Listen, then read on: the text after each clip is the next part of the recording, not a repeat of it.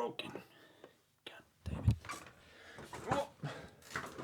I'm the Magpie! In this video, I want to introduce this, which is the first ever commercially available Magpie synthesizer. Very minimalistic, but still has a sort of more is more vibe. Link in the description to if you want to buy one of these.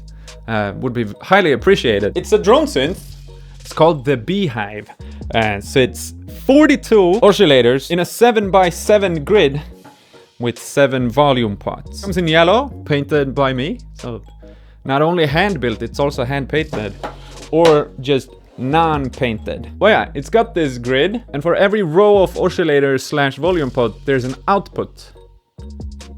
It's kind of dope. So you can stereo it, but they all sum up to the last one also. So you get a mono out if you want to have all 42 just on one single channel. But you can separate, and you can separate just one or two. You do like crazy stereo, because for every different one, you still have 6 oscillators each. And you could put them in 6 different places and 6 individual pitches. But then I guess all individual pitches also, because that's how math works. Like, I'm really trying to keep it super primitive, really minimalistic, but still possible to do a lot of fun things with. Also, just to touch a little bit on the inspiration and shit like that before I make sounds with it. One of the first pieces of gear that I ever covered on this very YouTube channel was the drone thing by Electrofaustus. And I think that even was a 4106 based drone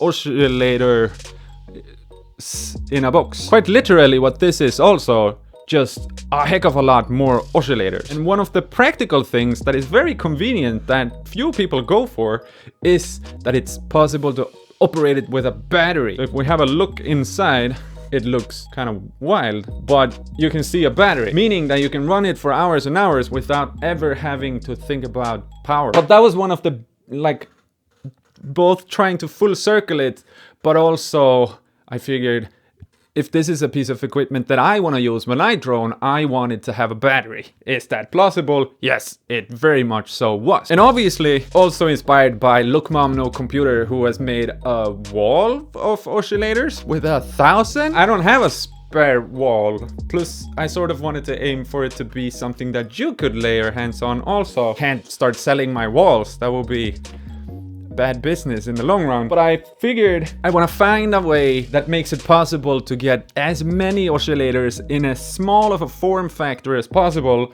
but with enough space obviously to actually twist the knobs in a nice way, so you're not like, yeah, it's not super annoying. But I think 42 of them is quite a lot to put in a box like this. Well, yeah, I'm actually gonna right away move over to showing how it sounds, and not necessarily in a musical context. Like, I'm gonna use it probably only it, and then in the future also, like, yeah, actually I want to say I actually live streamed building all of these, so this is like the first and only reason I will ever have to ask you to maybe perhaps consider the bell thingy function if you feel like talking to me while I'm soldering and talking to you. Let me know. So if we plug it out, and I'm gonna go with this row, so not all of them, just for perspective, I guess. Got a 9-volt battery in, yes, very nice. It's got a power input also, so you don't have to use a battery, but it's nice.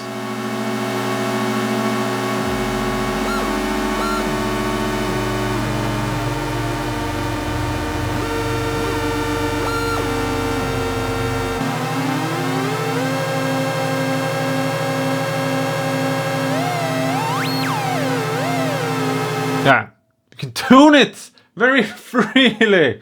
But that was just 6. What if we jump up to all of them?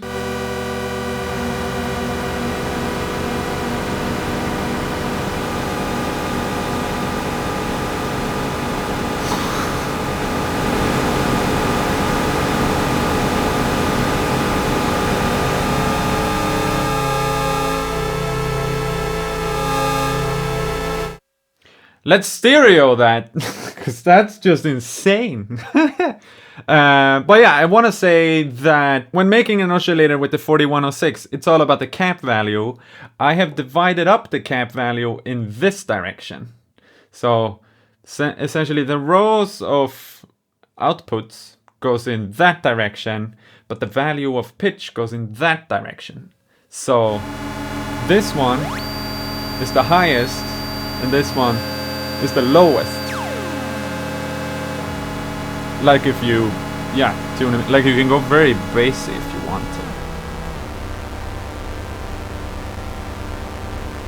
to. So now I put in 3 more cables. So this one always goes to like the last one. But now these 3 are taking out these 3 of that equation. But these 3 together with this one still go to the last one. We go left. We go right.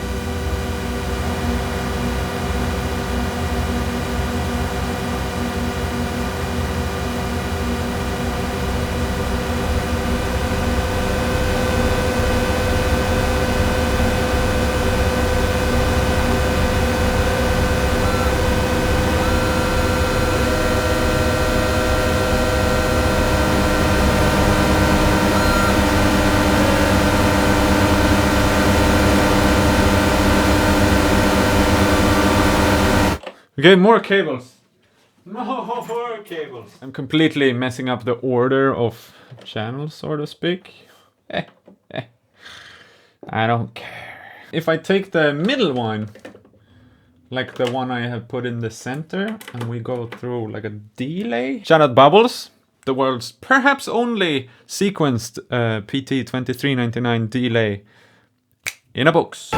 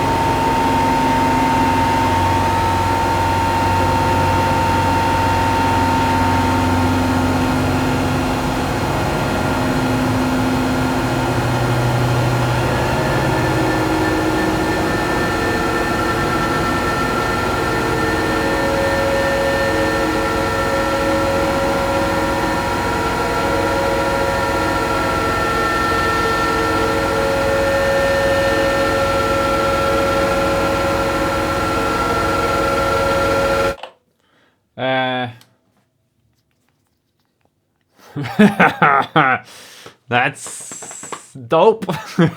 Never flawless, but always fun.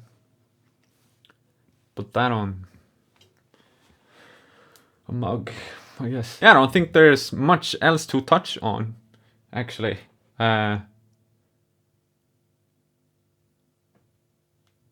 Link in the description. I'm also planning, actually, while I have you here on the line, I might as well pitch that I'm going to do long format talks, a conversation with Analog over on the podcast about everything that I make, which is quite a lot, actually, at this point. But going way more in depth on origin story, lore, and how it works and why it works the way it works, like based on the limitations that is me being a human being. So if that's something you think that you would enjoy, I suggest subscribing to the podcast. Link in the description. The last thing I want to say is, I guess, thank you.